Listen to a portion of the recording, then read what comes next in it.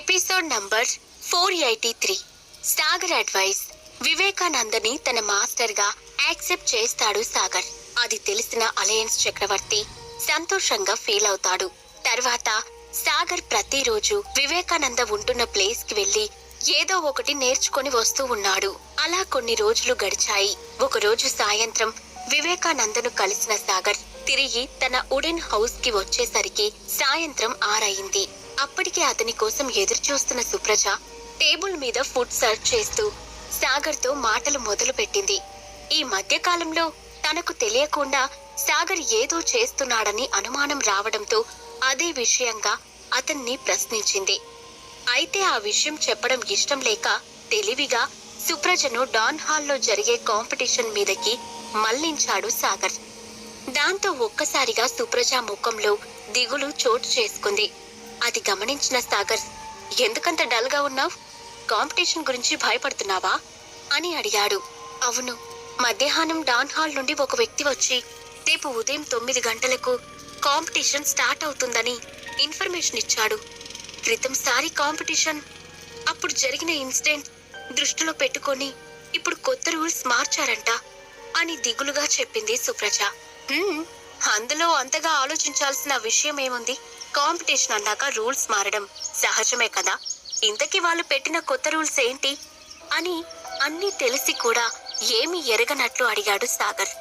ఇప్పుడు కొత్త రూల్ ఏంటంటే మన గ్రూప్ నుండి ఎలాంటి ప్రత్యేకమైన పిల్స్ శుద్ధీకరణ జరగదని, లాస్ట్ లో మనం ఇచ్చే పిల్స్ యొక్క మెడిసినల్ గ్రేడ్ ద్వారా జడ్జ్ చేసి ఫైనల్ రిజల్ట్ అనౌన్స్ చేస్తారని చెప్పారు అని బాధగా చెప్పింది సుప్రజ. అందులో దిగులు పడాల్సింది ఏముంది? ఎలాగైనా మనం ఇచ్చే పిల్స్ ను బట్టే వాళ్ళు డెసిషన్ తీసుకుంటారు కదా అని అయోమయంగా అడిగాడు సాగర్. ఆల్రెడీ నీ దగ్గర ఎన్నో రకాల పిల్స్ ఫార్ములాస్ తో పాటు కాంపిటీషన్ కి కావలసిన ప్రత్యేకమైన హెర్బ్స్ అన్ని 3rd డైమెన్షన్ లో స్టోర్ అయి ఉన్నాయి.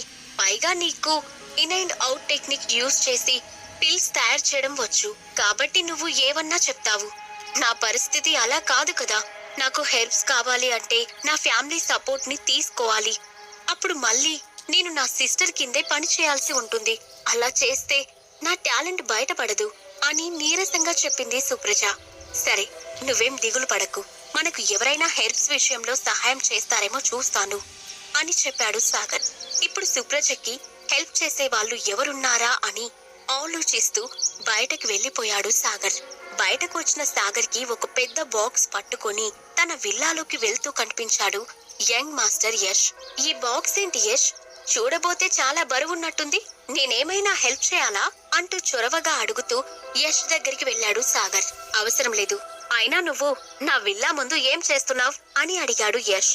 ఈ రౌండ్ కాంపిటీషన్ తర్వాత ఎలాగో నేను ఎలిమినేట్ అయ్యి ఇంటికి వెళ్లిపోతాను. అందుకే చివరిసారిగా డాన్ సిటీ అందాలని చూడాలని ఇలా బయటకొచ్చాను అని నవ్వుతూ చెప్పాడు సాగర్. ఏంటి, ఫస్ట్ రౌండ్ స్టేషన్ లో ఛాంపియన్ గా నిలిచిన వాడివి 3rd రౌండ్ కి ఎలిమినేట్ అయి వెళ్లిపోతావా? మళ్ళీ నీ మాటలతో నన్ను మోసం చేయాలని చూస్తున్నావా అని సీరియస్ గా అడిగాడు యష్. నేను నిజమే చెప్తున్నాను. 3rd గ్రూప్ లో టాలెంటెడ్ పీపుల్ చాలా మంది ఉన్నారు. నేను నా నాలెడ్జ్ అంతా ఉపయోగించినా కూడా కాంపిటీషన్ లో 3rd వస్తాను అని నిట్టూరుస్తూ చెప్పాడు సాగర్. కాసేపు కాంపిటీషన్ నుండి వెళ్లిపోతాను అంటావు, ఇంకాసేపు 3rd వస్తానంటావు. ఏంటి సంగతి అని కనుబొమ్మలు ఎగరేస్తూ అడిగాడు యష్. అతని ప్రశ్నకు కాసేపు మౌనం వహించిన సాగర్ చాలాసేపు ఆలోచించిన తర్వాత, నేను ఈ డెసిషన్ తీసుకున్నాను. సుప్రజ దగ్గర హెల్ప్స్ లేవు. సో నేను అక్కడ ఉన్న మిగిలిన కంటెస్టెంట్స్ అందరినీ ఓడించేసి 3rd పొజిషన్ కి వచ్చిన తర్వాత కాంపిటీషన్ నుండి విత్డ్రా అయిపోతాను. నా పొజిషన్ లో సుప్రజని నెక్స్ట్ లెవెల్ కి పంపించమని చెప్తాను. డాన్ హాల్ కాంపిటీషన్ రూల్స్ ప్రకారం నేను విత్డ్రా అయినప్పుడు నా పొజిషన్ లో ఎవరుండాలో చూస్ చేసుకునే అర్హత నాకుంటుంది. అప్పుడు తను టాప్ 3లో ఉంటూ కాంపిటీషన్ లో కంటిన్యూ అవుతుంది అని చెప్పాడు. ఏంటి, సుప్రజ కోసం నువ్వు కాంపిటీషన్ నుండి విత్డ్రా అయిపోతావా అని సాగర్ వైపు నమ్మలేనట్టుగా చూశాడు యష్. నిజానికి సాగర్ కి సుప్రజకి మధ్య ఉన్న రిలేషన్ ఏంటో యష్ కి అర్థం కావట్లేదు. ఆ రోజు హాస్పిటల్లో సాగర్ ని సుప్రజని చూసినప్పటి నుండి వాళ్ళిద్దరి మధ్య ఫ్రెండ్షిప్ కి మించిన రిలేషన్ ఏదో ఉందని యష్ బలంగా నమ్మాడు. ఒరేయ్ సాగర్, నీ వేషాలు నాకు తెలియదనుకుంటున్నావా? నువ్వు సుప్రజని నీ వలలో పడేయాలని చూస్తున్నావు. నేను కావాలనుకుంటే ఏ అమ్మాయి అయినా వచ్చి నా చేతుల్లో వాలిపోతుంది. కానీ నేను ఎప్పుడూ సుప్రజకి మనసిచ్చేశాను. తనని తప్ప ఇంకా ఏ అమ్మాయిని నేను కన్నెత్తి చూడను. అయినా ఎప్పుడు నన్ను విసుక్కుంటూ నా మీద చిరాకు పడే సుప్రజ సాగర్ని చూడగానే తన యాటిట్యూడ్ ని మార్చేస్తుంది. ఏంటి? ఎందుకు సాగర్ కోసం అంత కేర్ తీసుకుంటుంది? కొంపతీసి సుప్రజ కూడా సాగర్ని ప్రేమిస్తుందా? లేదు లేదు, అలా జరగడానికి వీల్లేదు అని యష్ రకరకాలుగా ఆలోచిస్తూ తల అడ్డంగా ఊపాడు. అది చూసిన సాగర్ గట్టిగా నవ్వుతూ, ఏంటి నీలో నువ్వే మాట్లాడుకుంటున్నావు? ఇంతకీ దేని గురించి ఆలోచిస్తున్నావు అంటూ కనుబొమ్మలు ఎగిరేశాడు.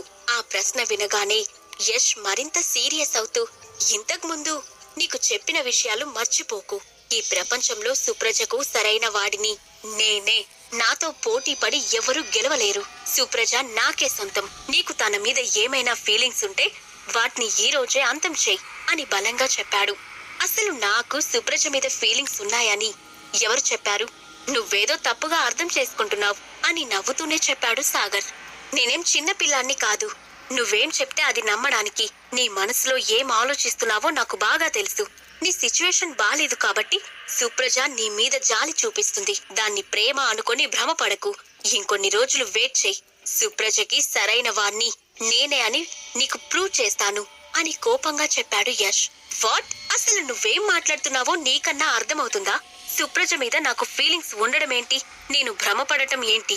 మొన్న హాస్పిటల్ ఇన్సిడెంట్ తర్వాత నీ మైండ్ టోటల్ గా డ్యామేజ్ అయినట్టుంది. కొంచెం చూసుకో అని చిరాగ్గా అన్నాడు సాగర్. ఆ మాటలు విన్న యష్ కి విపరీతంగా కోపం వచ్చేసింది.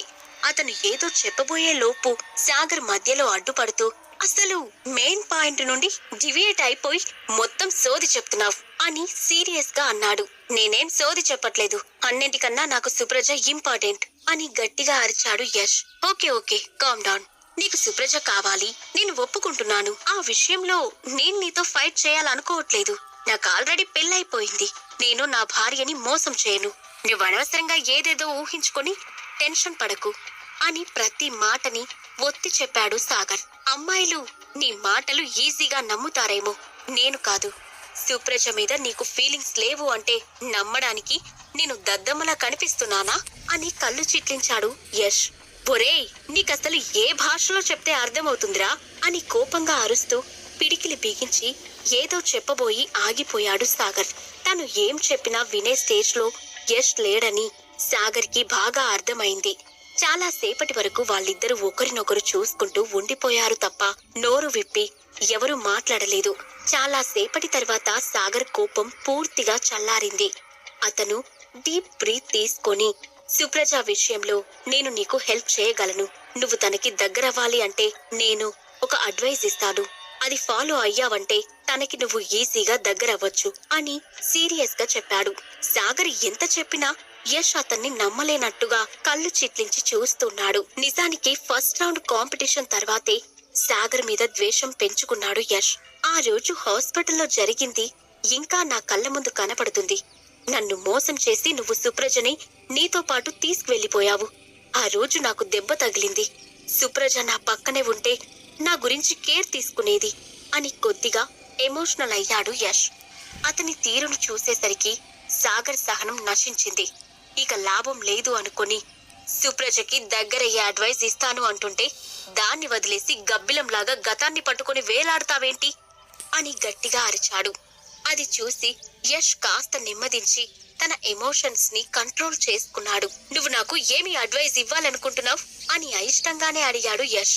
నేను సుప్రజని కలిసి ఎంతో కాలం కాలేదు. కానీ తను నన్ను కలిసినప్పటి నుండి మేమిద్దరం ఒకే ఇంట్లో ఉంటున్నాం. కాబట్టి అందరికంటే నేను తనని కొంచెం బెటర్ గా అర్థం చేసుకోగలను.